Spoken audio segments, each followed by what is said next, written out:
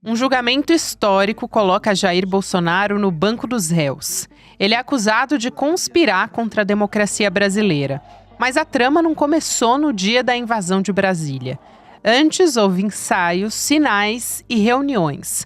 Foram 3 tentativas de golpe, planejadas em sequência. A primeira nas ruas, com milhares de pessoas atendendo a um chamado. A segunda, numa sala de palácio, com generais e ministros discutindo uma intervenção. A terceira, violenta, com depredação das sedes dos poderes. Todas elas conectadas por um mesmo objetivo: romper com a ordem democrática. Um podcast agora organiza as peças desse quebra-cabeça. Reúne áudios, documentos e relatos dos bastidores do poder. E mostra como o ex-presidente e o núcleo central agiram para esticar a corda até o limite. Sexta-feira, 5 de setembro de 2025.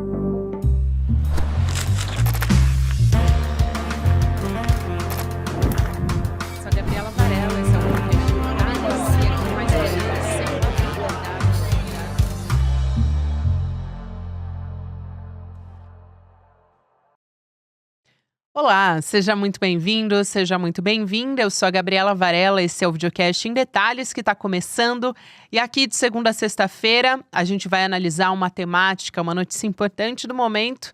E hoje eu vou conversar mais uma vez com o jornalista Luiz Costa Pinto, que já veio aqui em outras oportunidades. É um prazer te receber. Seja muito bem-vindo mais uma vez. Obrigado, Gabi, é um prazer para mim também. Pela primeira vez virtualmente, aqui no estúdio de vocês em Brasília. É verdade, virtualmente. Aliás, você é muito bem-vindo para voltar aqui presencialmente aos nossos estúdios, mas por motivos de força maior, né, que é muito trabalho, Luiz. Exatamente. Então a gente faz essa conexão São Paulo-Brasília, tá tudo bem também, mas fica o convite para você voltar aqui presencial. Eu acho que vale a pena, antes da gente começar a nossa conversa, eu te parabenizar por esse trabalho, esse projeto que é uma continuidade do Trapassa. Para quem não ouviu ainda, eu recomendo que ouça o podcast, porque a primeira temporada está falando ali do governo Collor e todo esse contexto político que é tão importante da nossa história, né? E agora essa nova temporada que está vindo na esteira é chamada de Os Golpes do Bufão. Tem como semente um livro seu também, que você já publicou, você vai poder explicar aqui muito melhor do que eu. É uma reportagem especial no momento extremamente oportuno. A gente falava aqui nos bastidores, porque está começando, né? O primeiro episódio está sendo publicado no começo do julgamento do Jair Bolsonaro, enfim, desse núcleo crucial no âmbito do golpe do 8 de janeiro. Então, quero começar te pedindo para explicar o que esperar desse projeto. E quem quiser já pode começar a ouvir também. Perfeito, Gabi. Mais uma vez, obrigado a você e ao ICL por abrir esse espaço. Bom, o livro ao qual você se refere chama O Procurador. Foi um livro que eu lancei no ano passado para lançar luz sobre os 4 anos de Procuradoria-Geral da República sob o Augusto Aras. E nesse livro tem um trecho, não é todo o livro, tem um trecho que eu extraí, né, que é justamente o trecho sobre como a PGR e o Supremo Tribunal Federal se comportaram durante o governo Bolsonaro e por que eles não atuaram como instituições democráticas, né, do Estado brasileiro para conter os ímpetos golpistas do Bolsonaro, que já estavam todos demarcados lá desde 2021. E aí vem o marco, né? Vencida a pandemia, né? A pandemia, quando ela arrefeceu, né, no início do ano de 2021, aí surge, né, de maneira muito clara esse comportamento, essa gana do Bolsonaro de se consolidar como um autocrata no poder, né?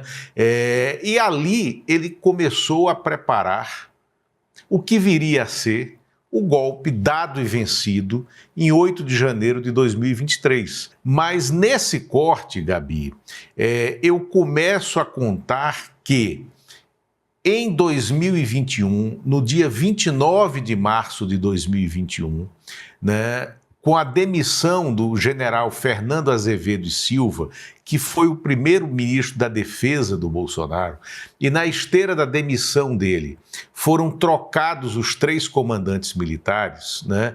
Isso foi um fato único na nossa história, né? Nunca se havia trocado ao mesmo tempo o comando das 3 forças militares durante um governo, né? Ali começou a centelha golpista, né, que vai estourar em 2023.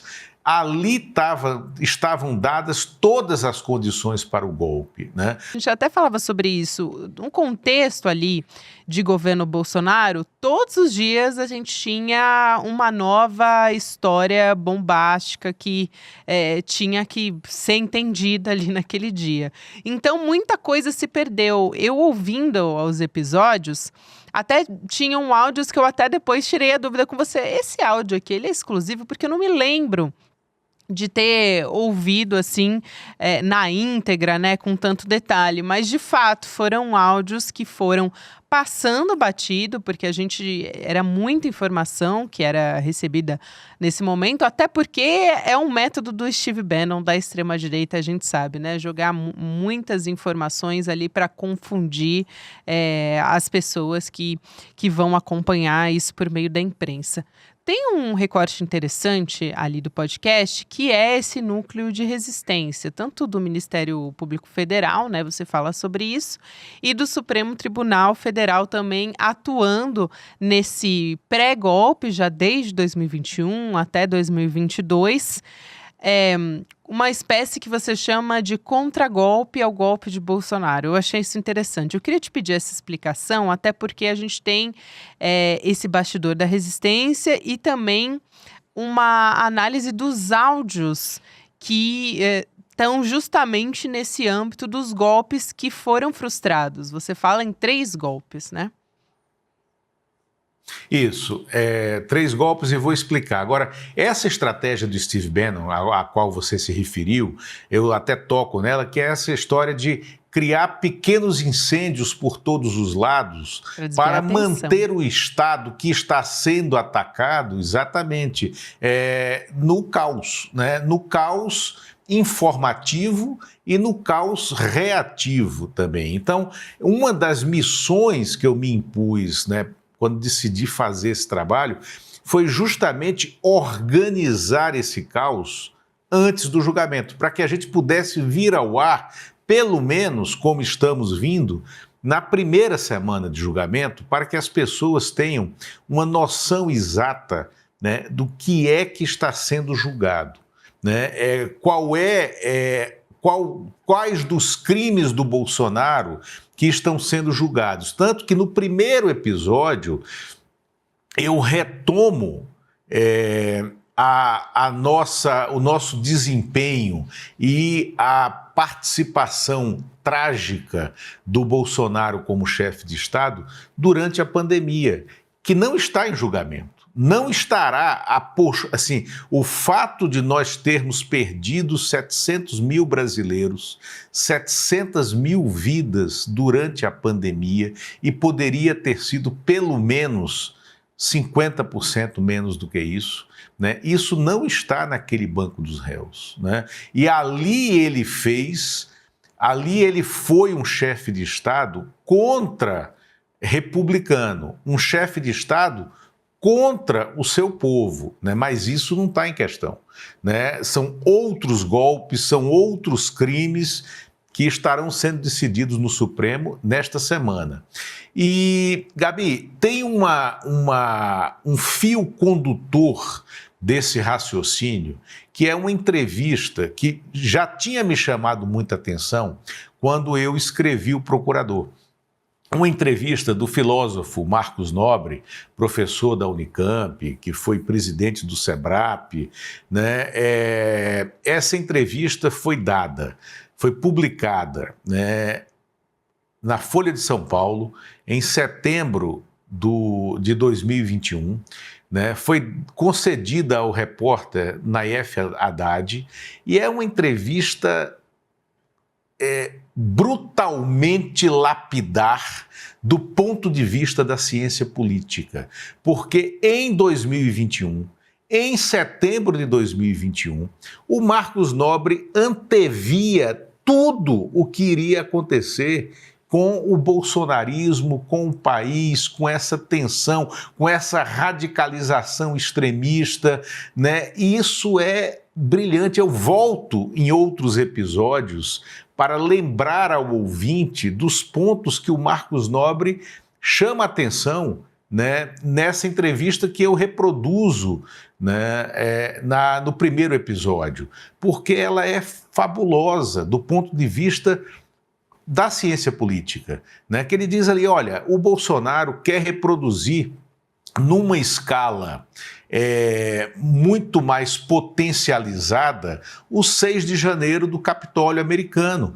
E isso foi o que aconteceu no 8 de janeiro. Ele diz na entrevista, o Bolsonaro não dará o golpe no 7 de setembro de 2021, mas é necessário que ele crie a partir dali uma tensão, né, na sociedade para parecer que ele é mais forte do que é de fato, só que ele não vai tentar dar o golpe enquanto estiver no governo, né? E aí vem uma advertência dele feita em 21, dizendo o seguinte, ele não vai aceitar o resultado da eleição, né? E por isso é importante para ele manter a sociedade tensionada. O golpe virá depois da eleição, né?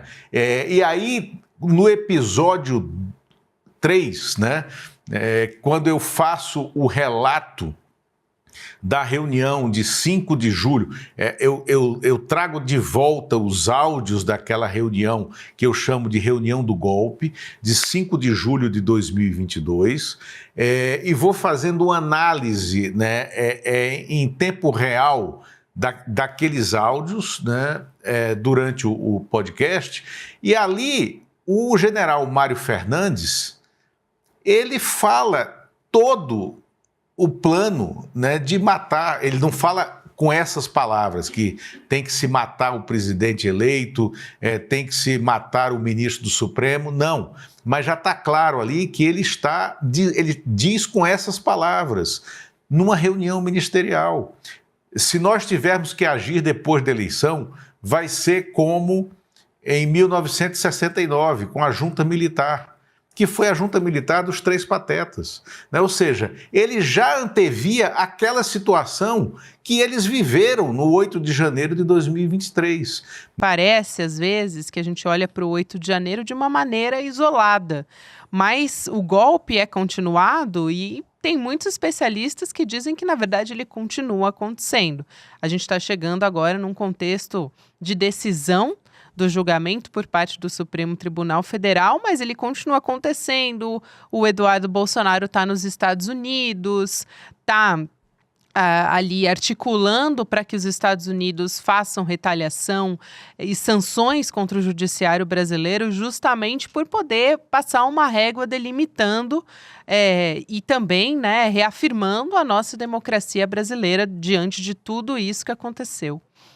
O ministro Luiz Fux era o presidente do Supremo, estava dentro do Supremo quando uma horda bolsonarista já invadiu a esplanada em direção ao Congresso e ao Supremo, na véspera do 7 de setembro, para o qual o Bolsonaro tinha convocado o povo em geral e, sobretudo, as PMs, as polícias militares. E aí vem uma coisa que você me perguntou anteriormente, eu não te respondi, sobre o aparato de contenção golpista, aparato que funcionou de maneira silenciosa entre STF e PGR naquele período. Ele foi fundamental para o 7 de setembro de 2021 para desmobilizar as polícias militares de irem às ruas naquele ano. E isso foi fruto de uma articulação entre Augusto Aras, que era o Procurador-Geral da República, Humberto Jacques de Medeiros, que era o Subprocurador-Geral, o vice-PGR, o Dias Toffoli, né, que era, durante um período de 2021, ainda era presidente do Supremo e depois ficou como um elo, né, da Procuradoria no Supremo para tentar fazer essa contenção golpista, justamente para seguir um conselho que o Fernando Henrique Cardoso deu ao próprio Toffoli em 2018, quando o Toffoli estava assumindo o Supremo, que era de preservar o Bolsonaro num golpe de clinch, um golpe de boxe, né? Que é o clinch, que é um golpe defensivo, no qual você imobiliza o seu adversário, você imobiliza o seu antagonista para evitar que ele te dê um jab, né, que iria encerrar a luta. Então, essa figura, essa metáfora do boxe, ela funcionou muito bem nesse ano de 2021. E ali em 2021, o Fux tinha colocado snipers. O Fux colocou atiradores de elite na laje do STF e quando ele viu a horda bolsonarista avançando para invadir o Supremo, ele ligou para o Braga Neto e disse, olha, o Braga Neto era ministro da Defesa, disse, general, o povo vai invadir o Supremo, eu não vou deixar. Eu tenho atiradores de elite na laje do Supremo e vou mandar abrir fogo. Né? Aí o Braga Neto desliga com ele, né? E o Fux ainda avisa, eu não vou pedir GLO, porque o que vocês querem é isso. E a gente está falando de 2021. E foi o que aconteceu, é o mesmo cenário de 2023. Né? Então o Braga Neto ligou para o Aras, né? Porque tinha o Aras como aliado, e disse, procurador, o ministro Fux está ameaçando abrir fogo contra o povo, ele pode? E aí o Aras responde, para surpresa do Braga Neto, pode e deve. Né? Por quê? Porque era o que o Fux tinha que fazer naquele momento em que a República, a democracia, estava em suprema ameaça. E, mais uma vez, o Bolsonaro era o presidente da República naquele momento. Ali, se eles tivessem criado um clima de caos, de hostilidade social, um clima bélico, um badernaço na esplanada, teria vindo a GLO.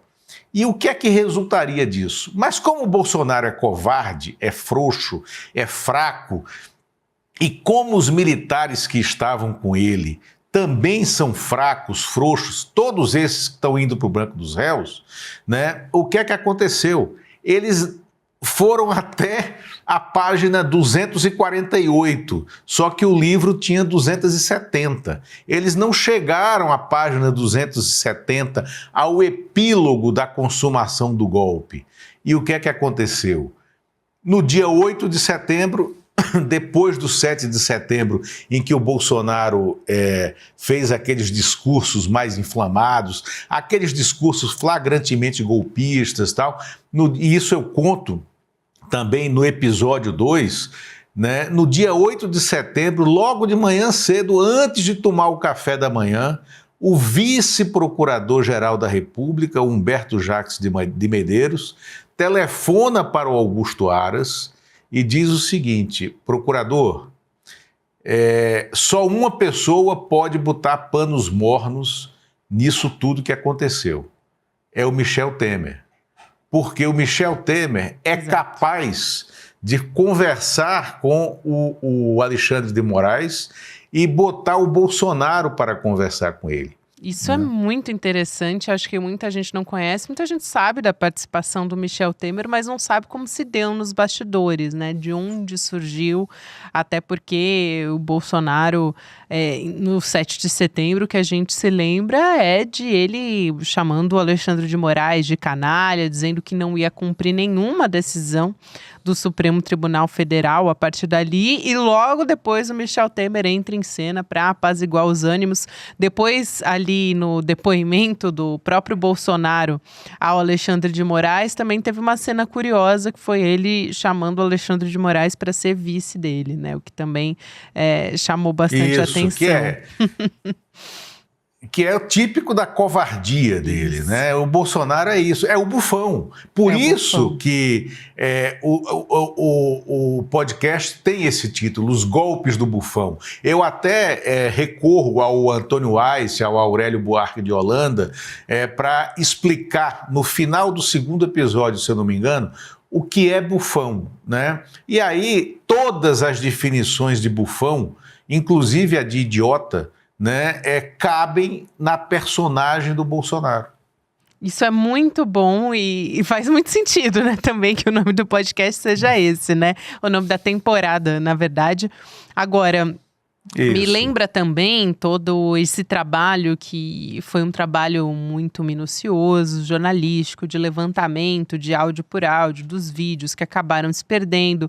Muitos deixaram de existir na página dessas pessoas que participaram ali do golpe, mas ficaram eternizadas muitas vezes em reportagens, né?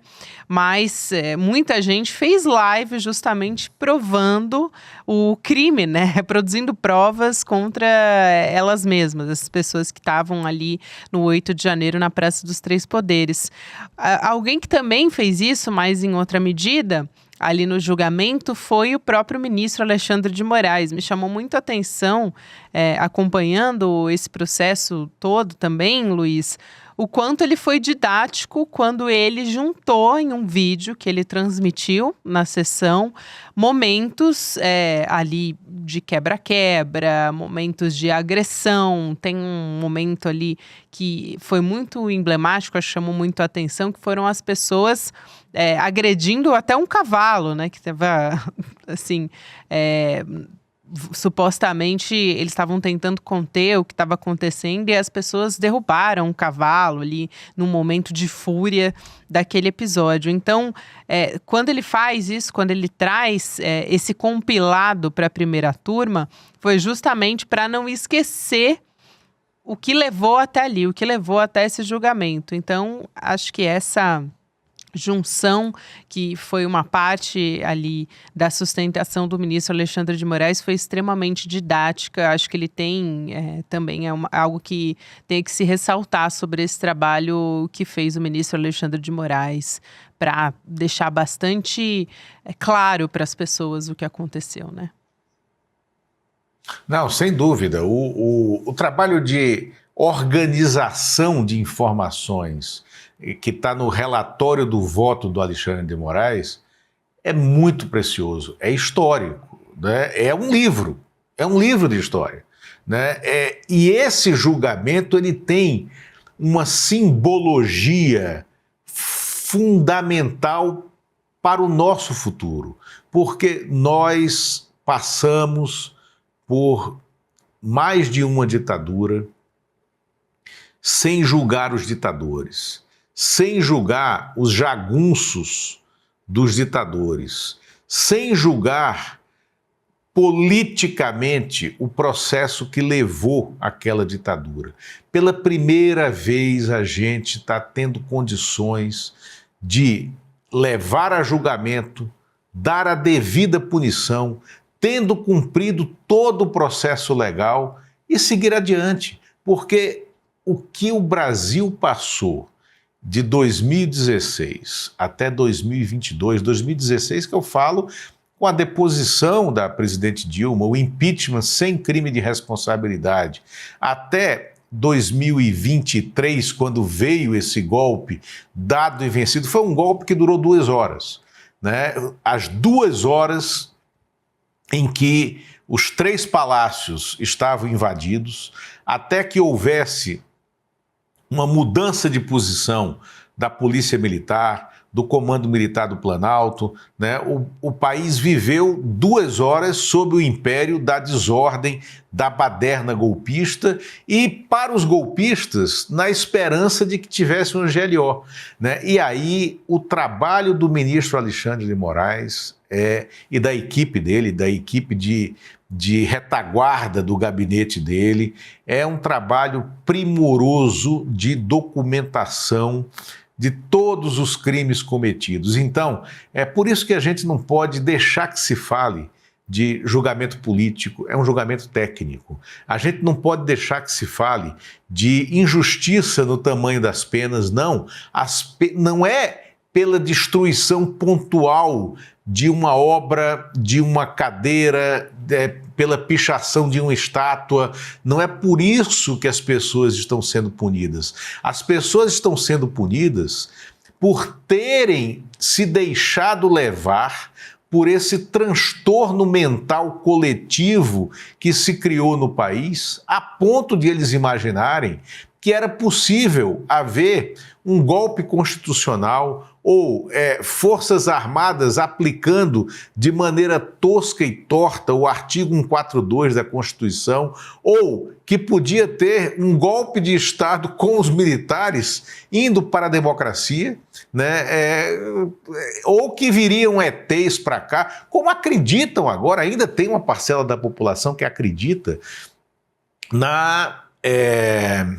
no desembarque de tropas americanas no país para devolver o poder ao bolsonarismo. Luiz Costa Pinto, que importante esse trabalho, esse projeto que você traz na sequência aqui do Trapaça. Eu recomendo muito que as pessoas maratonem desde o início. A história também dos irmãos Collor, do governo Collor, é muito importante para a gente entender o nosso contexto atual também, né? Muito do como chegamos até aqui.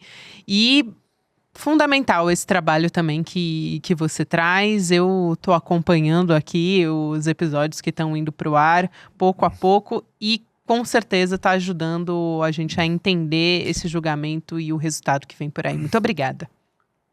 Maravilha, Gabi. Eu que agradeço e quero fazer só um breve comercial até para você que é de origem de rádio, né? Também desse ambiente de podcasts, que é que as pessoas que ouçam, né, prestem atenção na trilha sonora, porque ela não é coadjuvante, ela é associada, né, e foi toda desenvolvida pelo pessoal da Tímpano, e ela é de uma importância fundamental para prender o ouvinte nessa narrativa. Então Concordo. Eu acho que vale a pena ouvir também com esses ouvidos e com esse olhar. Com certeza, ela que está nos embalando ali, fazendo a gente mergulhar nessa história. Obrigada, meu querido. Um abraço grande e até uma próxima. Obrigado, Gabi. Aqui a gente também quer te lembrar que estamos em um momento importante. Tem esse julgamento que está acontecendo com o resultado que vem muito em breve, e você pode estar com a nossa comunidade nesse mês que é tão emblemático. Então, a gente vai ter o Despertar 2025, um encontro aqui da nossa comunidade nos dias 19 e 20, no Espaço Vibra, em São Paulo. Então, para você conseguir se planejar para vir nesse encontro com a gente, o Espaço Vibra, que é um lugar imenso, tem espaço para cerca de 4.000 pessoas, e ali a gente vai ter várias trocas, vão ter personagens muito importantes, a Aleida Guevara sendo uma delas, também Miguel Nicoleles, enfim, grandes nomes de diversas áreas que a gente pode aprender com cada um deles, e claro, a gente também aqui da nossa comunidade CL. Então fica o convite para você, vai lá em despertar2025.com.br para você poder adquirir o seu ingresso para estar com a gente. Aliás, já estou sabendo que tem vários setores que estão esgotados, então corre lá. Agora a gente tem Mercado e Investimentos, na sequência o Rolê ICL, para você que me acompanha pelo YouTube, e para você que me acompanha nas plataformas de áudio, você pode ouvir o Em Detalhes em qualquer momento do seu dia. De segunda a sexta-feira tem episódio novo. Tchau, tchau, gente. Ano passado estava lotado, Mais de 4.000 pessoas vibrando com Serginho Grosman, Renato Freitas, Fátima Bernardes Mocotó, Bela Gil. Eu me arrepio só de lembrar. E esse ano, em 2025, a gente vai fazer um evento ainda maior. Nunca foi tão necessário reunir as pessoas, conversar sobre as mudanças que o mundo está passando. E a gente reuniu o maior conjunto de nomes para se apresentar nesse palco. A gente vai ter aqui, esse ano, o Miguel Nicoleles para falar de inteligência artificial, a Marina Silva para falar da questão do meio ambiente, Frei Beto, Leonardo Boff, a ativista Leida Guevara, filha de Che Guevara. A gente vai ter aqui também palestras com os nossos especialistas de marketing, de negócio, de redes sociais, falando sobre as transformações que estão acontecendo no acesso às redes, na comunicação. Vai ser espetacular. E a gente vai ter muita diversão também, com Margareth Menezes, com Leone e com vários outros artistas que novamente vão botar a casa para tremer, vão botar as pessoas para dançar, as pessoas vão se abraçar, vão abrir sorrisos tão raros hoje em dia e juntos a gente vai começar a revolução necessária aqui no Vibra São Paulo. Um momento que vai ficar guardado nas páginas da história desse país.